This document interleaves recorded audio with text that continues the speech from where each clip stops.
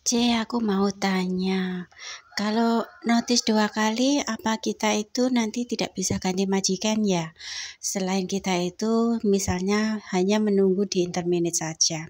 Katanya banyak yang bilang kalau notice 2 kali itu katanya susah nanti turun visanya untuk yang ketiga kali.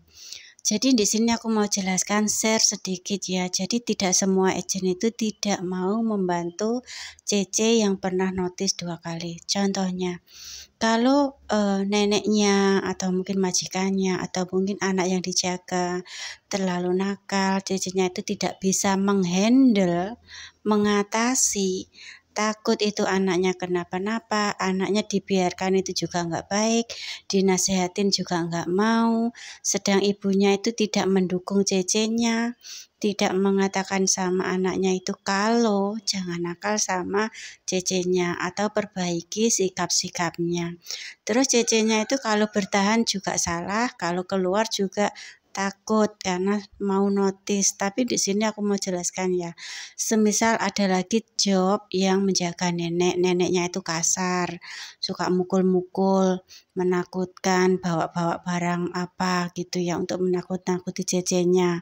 Habis itu dia itu nggak betah di situ, takut gitu kalau malam itu takut tidur nggak bisa nyenyak karena horor juga ya kalau punya, orang tua atau jaga nenek yang seperti itu.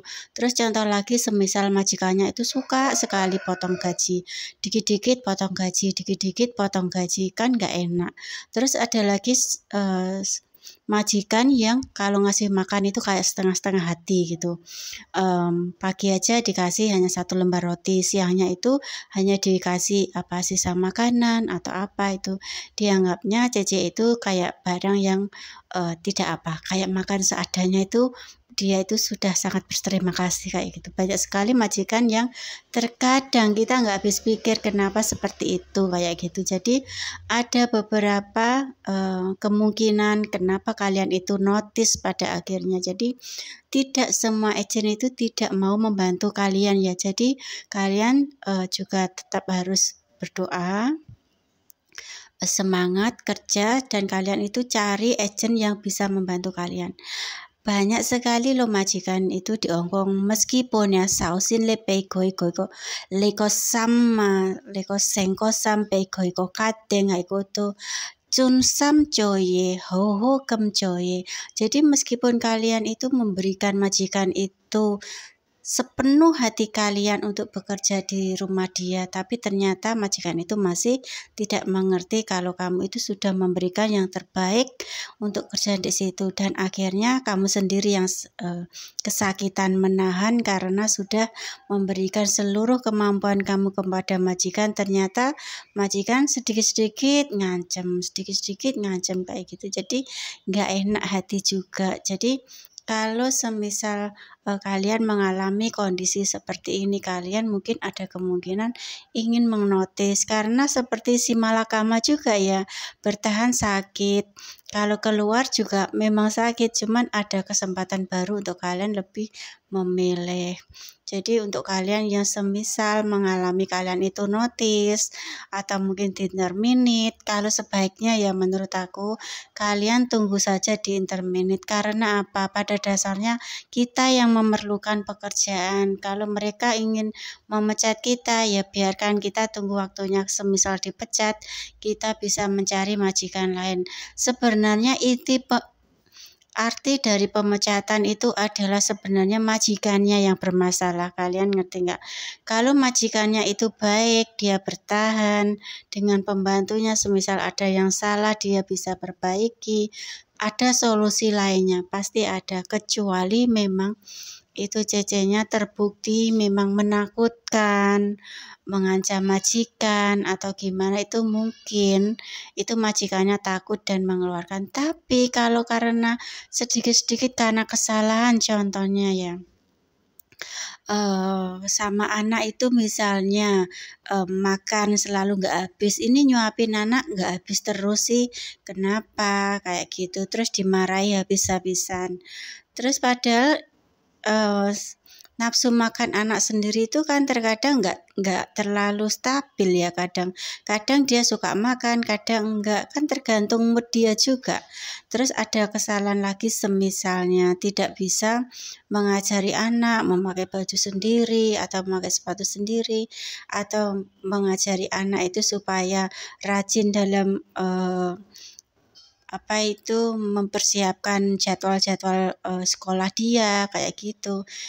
Misalnya dia itu pemilih makannya, sudah besar cuman pemilih, nggak bisa mengajari anaknya, yang disalahkan pembantunya, katanya tidak bisa kerja. Nah seperti itu, kalau semisal dia itu tidak suka sama kamu, padahal kamu itu sudah berusaha semaksimal mungkin, memang majikannya saja itu anaknya yang kelewatan dan majikannya yang tidak pengertian. Jadi kalau sepengalaman aku ya, sebaiknya kalian itu menjaga sikap kalian, dan semisal kalian itu ada masalah, kalian kirim saja surat ke imigrasi untuk pembelaan diri kalian. Semisal kalian itu dicemarkan di sosial media, atau semisalnya kalian itu mengalami penolakan visa, padahal imigrasi nggak tahu sebab musabab sebenarnya, mungkin dia hanya mendapatkan laporan dari majikannya secara sepihak. Jadi ada satu agen itu bilang juga, pernah ngasih tahu,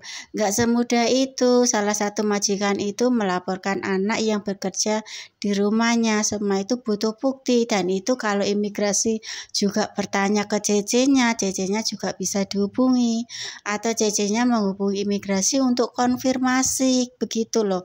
Jadi imigrasi di Hongkong itu juga nggak bodoh, dia itu pasti menyelidiki, ini kenapa dipulangkan, ini kenapa anak ini notice kayak gitu. Jadi nggak semudah itu memblacklist anak yang ingin mengajukan visa kerja, kecuali yang di bawah ini ya.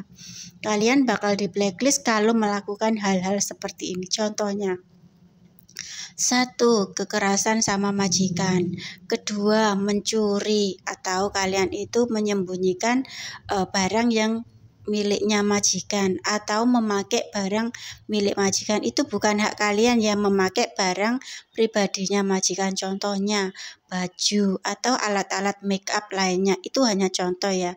Terus yang ketiga itu adalah misalnya menyakiti anak majikan. Terus yang keempat adalah misalnya kalian itu overstay, sengaja overstay, itu juga bisa.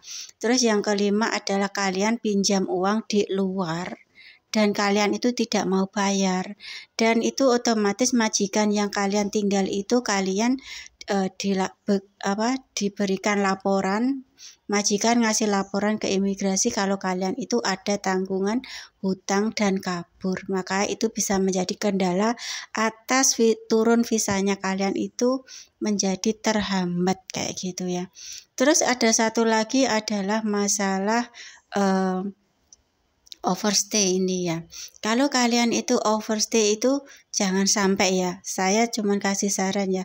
Aku bertahun-tahun di Hongkong itu tidak pernah kepikiran apapun nasibku, apapun yang terjadi sama aku, sama orang yang lain pun aku juga ngasih saran. Apapun yang kamu alami di Hongkong, kalau semisal visamu habis, pulang saja, jangan bertahan di situ. Jangan jadi anak OS, jangan. Apapun kondisimu, karena banyak sekali yang bilang ini semua hanya karena keadaan kahanan. Jangan ya. Lebih baik kamu pulang dan proses lagi. Memang resikonya mungkin kamu akan mendapat potongan gaji, tapi itu adalah yang terbaik di antara yang terburuk, karena menjadi anak OS itu memang resikonya besar juga ya kalau di sana.